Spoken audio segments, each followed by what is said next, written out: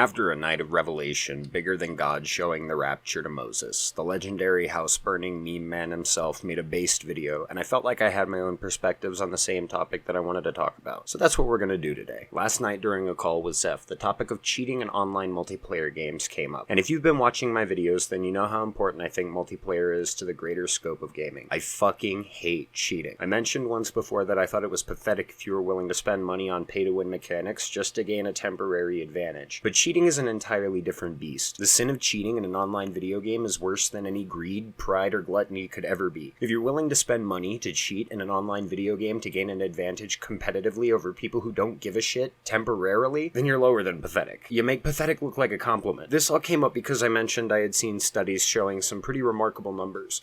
In August 2022, Jason Cohen wrote an article for PC Mag highlighting a survey conducted by Time to Play that showed that a majority of players had been caught cheating, and many of them thought it was acceptable to cheat. If you look at the numbers, cheating on consoles is more prominent than anywhere, and kids are more likely to cheat than adults. According to the official Time to Play webpage for this survey, last updated April 28th, these numbers are still accurate. One of the smaller metrics, albeit one of the scarier ones, is that 32% of players said that they used cheats because streamers used cheats. Yikes. That's worth mentioning that this one poll is very small and not representative of the entire gaming landscape, but it's still staggering, and we can look at other polls to see how the numbers compare. A survey conducted by Erdetto in 2018 took the opinions of 9,346 people, and only 12% of that global survey would admit to using cheats, but it's worth considering that they have industry bias because they are a video game security company. Regardless of any survey or poll that's conducted on the issue, something we can take away from this is that it's healthy to have skepticism. It's entirely possible that somebody who is acting sus is also just really good at whatever game they're playing, but it's also possible that you run into a cheater, and it seems like that possibility is getting bigger every day. I'm super hopeful for some of the CS2 VAC technology, and maybe one day the bad sportsmanship will just go away and cheating won't be a prominent issue, but it'll probably always exist. There's a time-old mantra among technology that nothing is unhackable, and security flaws will likely always exist despite constant fixes and workarounds. So the goal ultimately isn't to bring an unrealistic end to cheating as a whole. The goal is to make cheating as hard as possible so that people are less likely to find the ambition to cheat. Think about it. If it eventually becomes harder to cheat than it is to get better at the game, then more players will be inclined to just get better at games. If they're less likely to become the victim of cheaters in games, then they're more likely to feel like they're getting better in games. It's sort of like a natural Occam's razor in which the less motivated will take the quickest and least ambitious solution, which ultimately eventually could become just getting better. Over time, those people can appreciate and enjoy the games that they want to enjoy without feeling like they're constantly getting put down by some ridiculous shit. Everything aside, make sure you go watch Zeph's video linked in the description. Some good memes in there. He talks a lot about how putting out trap cheat software like ScriptKit is a good way to discourage cheaters, and it's a good few minutes of you of the time.